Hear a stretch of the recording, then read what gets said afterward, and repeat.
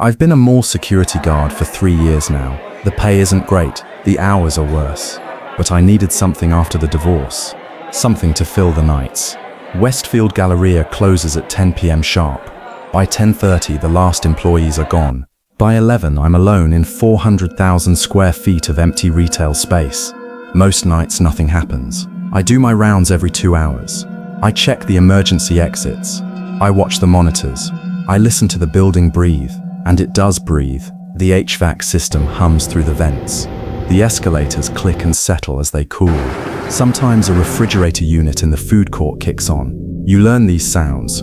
You learn what belongs. It was a Tuesday in January. Outside, the temperature had dropped below freezing. Inside, the heating system worked overtime. The vents pushed warm air in steady waves. I was near the east wing when I heard it. A gate rattling. Not loud, just a single metallic shake, like someone had bumped into it. I stopped walking. The echo of my footsteps faded. I listened. The HVAC hummed. Nothing else. I checked my radio. The battery icon showed half charge. I continued walking. When I reached the east corridor, I glanced at the camera mounted on the ceiling. The red light blinked steadily, but I knew something most people didn't. The camera feed had an 11-second delay. It was a known issue. The system was old. Corporate had approved an upgrade, but it wouldn't happen until March. For now, what I saw on the monitors was always 11 seconds behind reality. I made a mental note. If anything happened, I'd have to rely on my own eyes. I started my midnight round on the 3rd floor. My footsteps echoed off the tile. That's the thing about an empty mall. Every sound travels. Every noise finds you. I passed the shuttered storefronts. Metal security gates pulled down. Mannequins frozen behind glass. The fountain on the ground floor was off. Without the water, the silence felt heavier. The 1st floor was clear. The food court was clear. I checked the loading dock. The heavy door was locked. The cold seeped through the metal. I was walking back through the main atrium when I heard footsteps. Not mine. These came from above, from the 2nd floor, slow and deliberate. I stopped. The footsteps stopped. I looked up at the darkened balcony. The emergency lights cast long shadows. I couldn't see anyone. "Hello?" I called out. My voice bounced off the walls. No response. I waited. The HVAC kicked into a higher gear. The vents rattled. And then I heard it again. Footsteps. Moving away from me now. Heading toward the north wing. I grabbed my radio. "Dispatch, this is Unit 7 at Westfield Galleria," I said. "I'm hearing movement on the 2nd floor. Possibly a vagrant or trespasser. I'm going to investigate." The radio crackled. "Copy, Unit 7. Keep us updated," the dispatcher replied. I took the escalator up. The steps were motionless. My boots clanked against the metal. When I reached the top, I paused. The 2nd floor stretched out in both directions. To my left, a row of clothing stores. To my right, electronics and home goods. The footsteps had gone right. I clicked on my flashlight.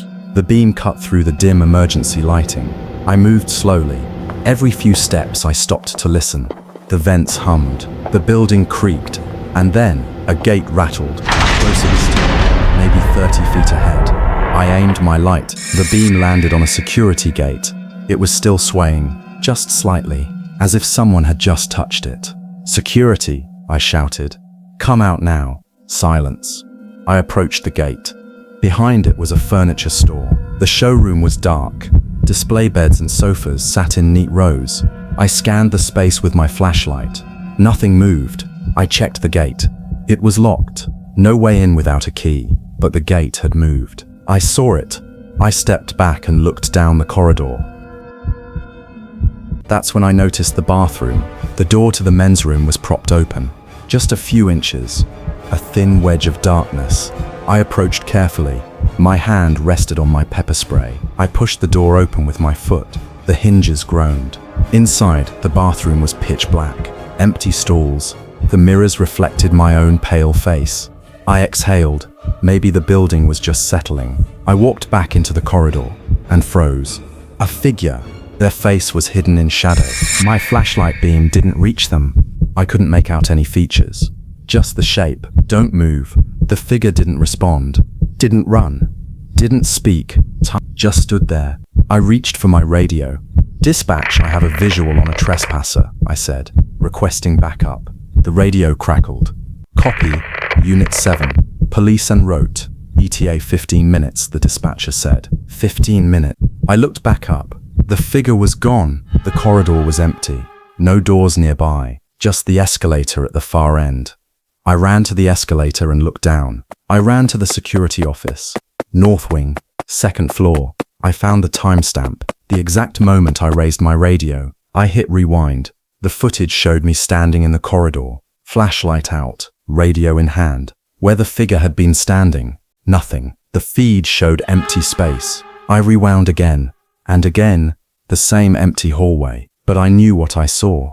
So I went back further, 11 seconds before I raised my radio.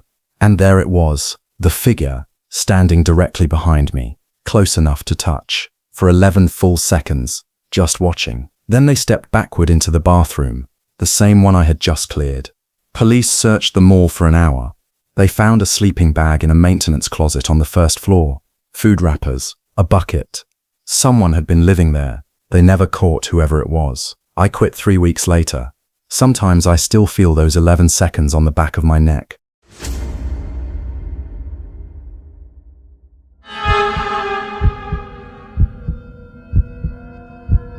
I work night shift at a nursing home. It's a small facility in a small town. 26 beds. Mostly dementia patients. Mostly quiet. I picked up night shifts after my mother passed. It helped to stay busy. Each resident keeps a framed photo on the dresser. We're trained never to move them. The frames collect dust in the same spots for months. You notice when something changes. The building is old, built in the 1940s as a family estate. The county converted it into a care home in the 80s. They updated the wiring and plumbing, but the bones are still old. The floors creak. The windows rattle in their frames. The radiators clang and hiss. You get used to it. I've been here 4 years. I know every sound this place makes. It was a Thursday night in late October. A storm had been building all day. By 9 p.m., the rain was coming down hard. By midnight, we'd lost power twice. The backup generator kicked in both times. I was at the nurses' station on the second floor. The hallway stretched out in both directions. Dim emergency lights, room numbers on each door. Most patients were asleep. A few had their TVs on low. The rain drummed against the windows. Every few minutes, thunder rolled across the sky. I was charting when I heard the walker.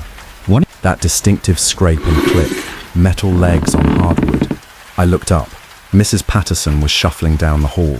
Room 207. Severe dementia. She wandered sometimes. I stood up and walked toward her. "Mrs. Patterson," I said gently, "let's get you back to bed." She looked at me with cloudy eyes. "He's in my room," she said. My heart skipped. "Who's in your room?" "The man," she said. "He watches me sleep." I felt a chill. Dementia patients say things like this. Hallucinations are common. I knew that. But something in her voice made me pause. "Let me check," I said. "You wait here." I walked down the hall to 207. The door was open a crack. I pushed it wider. The room was dark. Lightning flashed outside. For a split second, everything was white, then black again. I clicked on the light. The bed was empty. The sheets were pulled back. A glass of water sat on the nightstand. Mrs. Patterson's walker wasn't there. She must have taken it when she left. I checked the bathroom. Empty. I checked the closet. Empty. I was about to leave when I noticed the photograph. It sat on the dresser in a silver frame. A family portrait. A man, a woman, and 2 young children. The photo looked old. 1970s maybe. Something was wrong. The dust pattern around the frame had shifted. Someone had moved it recently. And the man in the photo. I didn't recognize him. Mrs. Patterson's husband had been in several photos around the room. I knew his face. This wasn't him. This man was younger. His smile was wrong. Too wide, too fixed. I put the frame down. My hands were trembling. I walked back to the hallway. Mrs. Patterson was still standing where I'd left her. "Mrs. Patterson," I said, "who is the man in the photograph? The one on your dresser?" She looked at me. Her eyes seemed clearer for a moment. "That's David," she said. "Who is David?" "The man who visits me." Thunder cracked outside. The lights flickered. The hallway went dark for 3 full seconds. When the lights came back, Mrs. Patterson was crying. "He comes every night," she whispered. "He sits in the chair. He watches me." I tried to stay calm. "When did this start?" "When I moved here. She'd been here 2 years." I took her back to her room. I helped her into bed. I sat with her until she fell asleep. Then I took the photograph and brought it to the nurse's station. I pulled up Mrs. Patterson's file. Emergency contacts, medical history, family information. Her husband's name was Robert. Her children were named Susan and Michael. There was no David. I called the day shift supervisor at home. I apologized for waking her. I asked about the photograph. She didn't know anything about it. As far as she knew, it had always been there. The next morning, I showed the photo to Mrs. Patterson's daughter. She drove down from Portland. She took one look at the frame and went pale. "That's not our family photo," she said. "That's not my father." We called the police. They ran the image through their database. No match. But when they dusted the frame, they found prints. The prints belonged to a man named David Herrera. He had a record: breaking and entering, stalking, assault. He had worked at the nursing home 6 years ago, maintenance staff. He was fired after 3 months. The reason was listed as inappropriate behavior with residents. No one knew he'd been coming back. No one knew how long or how many rooms he'd visited. We installed cameras the following week. We changed all the locks. Mrs. Patterson was moved to a room closer to the station. She passed away 4 months later. Natural causes. I still work night shifts, but I check every room twice now. Every closet, every chair, and I never ignore what the patients tell me.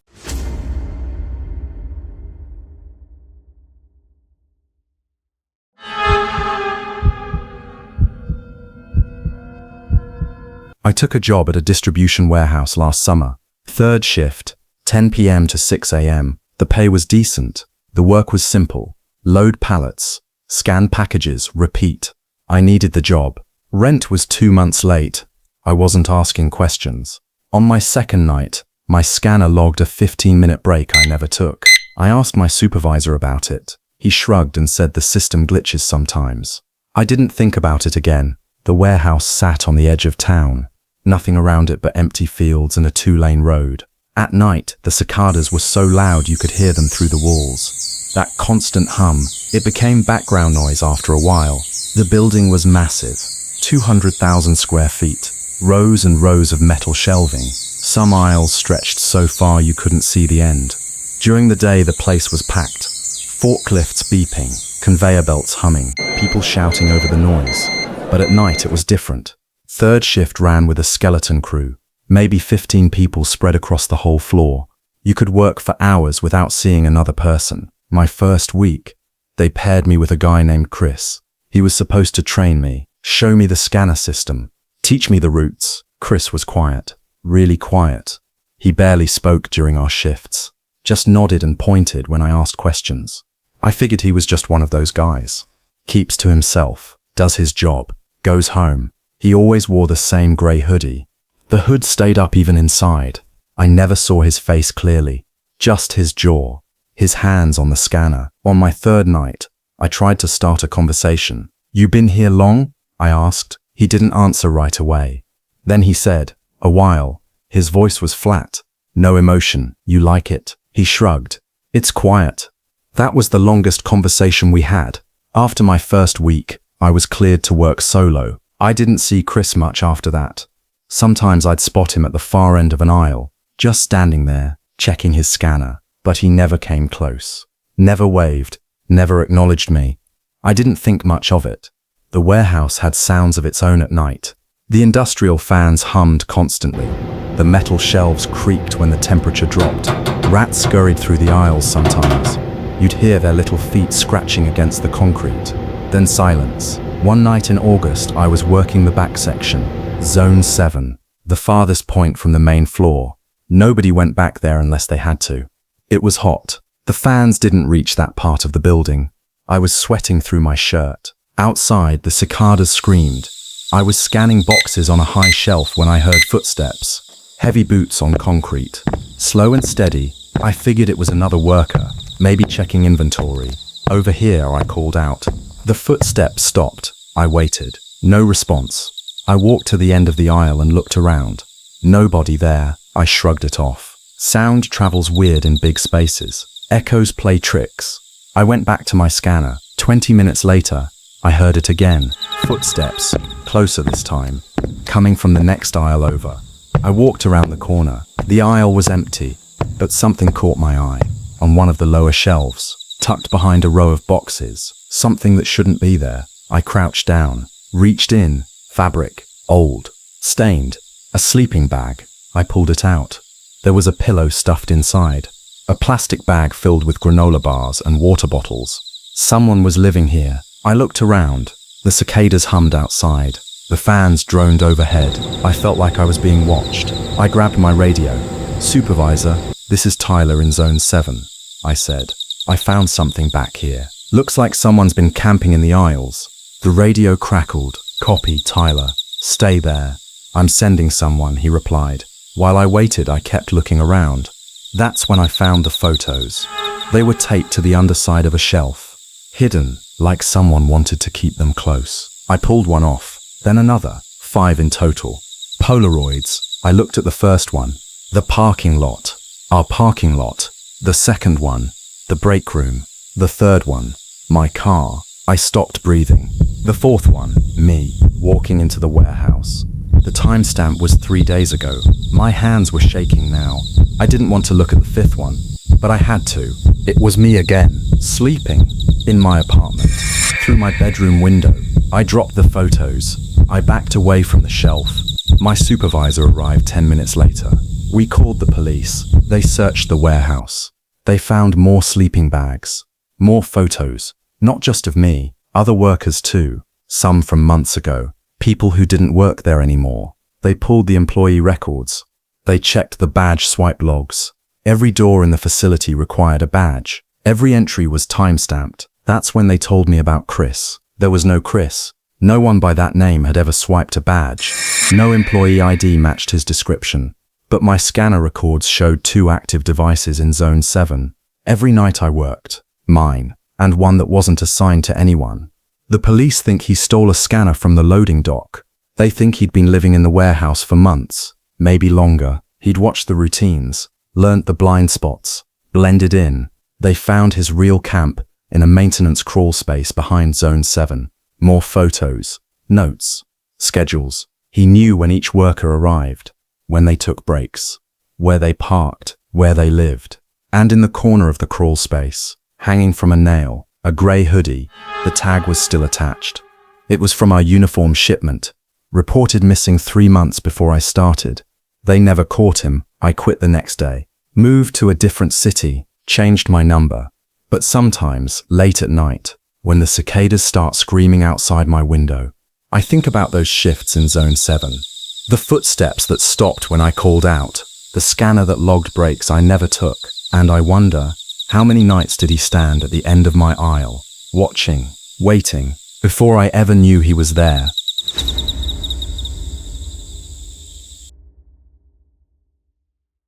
If you made it to the end, you're part of this now. You heard what I heard. You saw what I saw. And you'll carry it with you just like I do.